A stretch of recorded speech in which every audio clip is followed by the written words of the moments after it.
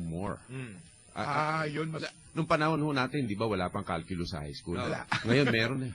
At saka hindi mo nakakayanin. At ito, sasabay ka sa mundo.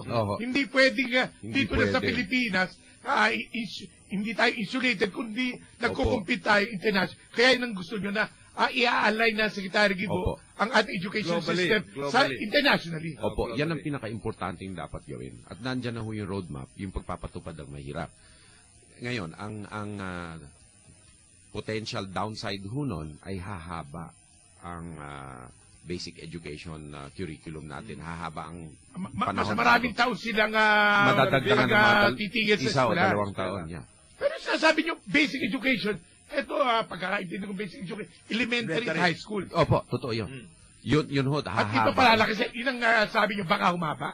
Oho, dahil hindi kakayanin ng isang bata because hindi lang naman po pag-aaral ang importante sa bata.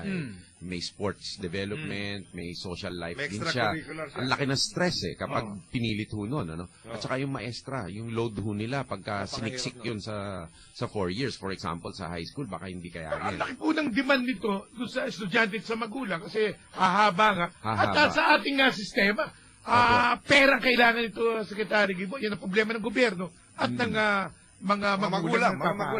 Hindi, ganun din ho. Resource management ho yan eh. Yung kakulangan ng classrooms, kakulangan din ho ng guro na nagtuturo sa mga liblib na lugar. Ano? Tira nyo ho sa tipo-tipo at Ungkaya-Pukan, Basilan. Minsan ay walang eskwelahan at pabugso-bugso ang pagtuturo dahil hindi ba ho takot ang ating mga guro dahil baka madukot. So, yet maraming hong issues na confronting ang education, but it's basically a question din talaga ng resources. Ito po, Secretary Guibo, may nakikinig sa atin. Magmula kay Ray Sabio ng Pulanggi, Albay. Ray, meron siyang tanong sa inyo, Secretary Guibo. Ano ang nagawa mo dun sa mga katiwalaan sa AFP, pati na yung kasama yung general at iba pa? At ano pa ang gagawin mo kung ikaw na ang Pangulo? Magmula po yan kay Ray Sabio ng Pulanggi, Albay. Nung kami pong umupo, wala pong masasabi sila sa aming acquisitions process. Doon ho nagkakaroon ng mga problema nung araw. Dahil may private sector representatives na itinalaga ng Bishops Businessmen's Conference na alam natin hindi naman na sympathetic sa ating gobyerno. Merong representatives po palagi dyan, whether negotiated or bidded. So may critical representative at anytime pwede sila pumiyak. At transparent po yung proseso. Ay, opo. Kaya nga medyo mabagal nga. Dahil it's one value for another. Kailangan mo ng transparency. Pwede bang transparent and at the same time mabilis? Hindi ho pwede dahil sa modernization law ho natin at saka sa Republic Act 9184. Meron hong proseso dyan. Plus yung nature ng military equipment, a special nature po yan. Kaya kailangan ho talagang medyo masusi ang pag-aaral. Kaya kinansela natin yung Night Capable Attack Helicopter na bidding at iba't iba bang mga bidding. Kaya yung katiwalian, bawas nung panahon namin. There's no debate about that. Pero wala namang alam namin, pag may katiwalan, sisingaw yan. Wala, nung yun namang panahon, wala namang batikos kayo inabot yan. Pero Mr. Secretary, hindi ba natin pinaparusahan ang sarili natin? Kasi may mga pangangailangan na immediate.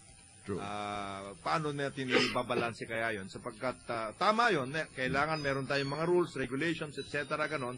Pero may mga urgent requirements din tayo. Kaya niyan, C-130. Ilan lang C-130 natin ngayon sa in service? I think yung pinaka-importanting bagay ay maintindihan ng ating taong bayan na hindi mura itong military equipment. Ang ating modernization budget ay 5 billion pesos isang taon. Ang isang bagong C-130 ay $50 million. So that's already how much? 2 billion or 2.5 billion pesos. So kalahati na. Isa lang yun. At narinig ko nun na Secretary, sinasabi nyo, hindi ka naman pwedeng dagdagan yung fleet ng C-130 kung hindi mo naman dadagdagan ng maintenance sa budget. Siyempre, kung hindi, nakaupo lang yun. Hindi lilipad yun. Pero paano ka? Hindi mo naman magamit. Hindi yung lilipad yun. Yun ang problema. Kailangan talaga maglaan ng malaking halaga din para i-operate ito. Yan ang problema natin. Alam niyo, Mr. Secretary, napakagandang halimbawa yung binibigyan ninyo sapagkat ang isang presidente sa tingin ng marami ang daming expectations sa kanya. Opo. Tama. Di ba? Opo. Kasi nakatuon tayo lahat. Ito, masusolve ng presidente ito, ganito ang gagawin niya, etc. and everything. But it is also very critical for all of us. Lalong-lalo na, papasok tayo sa isang henerasyon. Kayo na po ito, na henerasyon na ang mga expectations rising, pero ang ating means of providing for those expectations, napakahirap din po. Di ba napakahalaga para sa isang Pangulo na marunong sabihin sa taong bayan at sabihin na ito talaga mga kababayan ang problema natin eh. Kailangan natin pagtulungan ito at ito intindihin natin. Hindi po pwedeng sabihin, hindi, kaya natin lahat. Paplastikin mo na lamang, di ba? Hindi mangyayari, pinangapangako. Problema tayo nun. Tama po yun. I think that's very relevant na ang tamang role ng isang public official sa larawan sa ating mga kababayan. Hindi lang naman po Pangulo eh. Ang congressman, for example, hindi ba, principal na trabaho ng congressman ay gumawa ng paghubog ng batas. Pero ang expectation sa probinsya na sila, dahil sa PDAF natin, magdadala ng project. exactly. Doon ka ginegrade sa paggawa mo ng project. Pagkat kulang pa sa kapasidad ang mga local government units natin na kung saan dapat sila ang gumagawa ng roles ng mga farm-to-market roads at mga projects na ganon, except if you're a big city dito sa Metro Manila. No? So, dahil sa kawalan ng kapasidad, ginagawa ng national government ang malaking bagay through our legislators dun sa mga region. Ganon din naman sa presidente. Siya ay magbibigay ng trabaho, siya ay magbibigay ng ganito. Pero ang trabaho talaga ng Pangulo is to manage the public sector.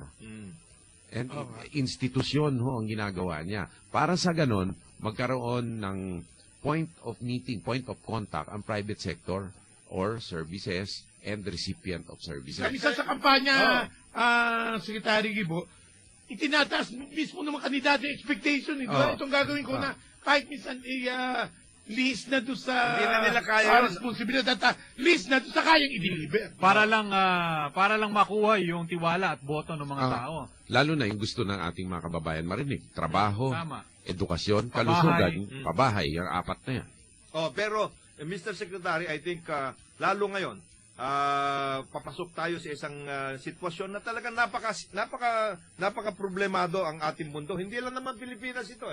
Maski si President Obama, he had to say to the American people na ito lang talaga kaya natin. At kung pwede ba pag-usapan natin kung paano natin pagkakasyahin yung ating then we will work from there. Di ba mahirap yung admitting limitations? Pero ang kailangan din ho malaman na ating mga kababayan that yung mga malalakas na bansa are growing out of recession now.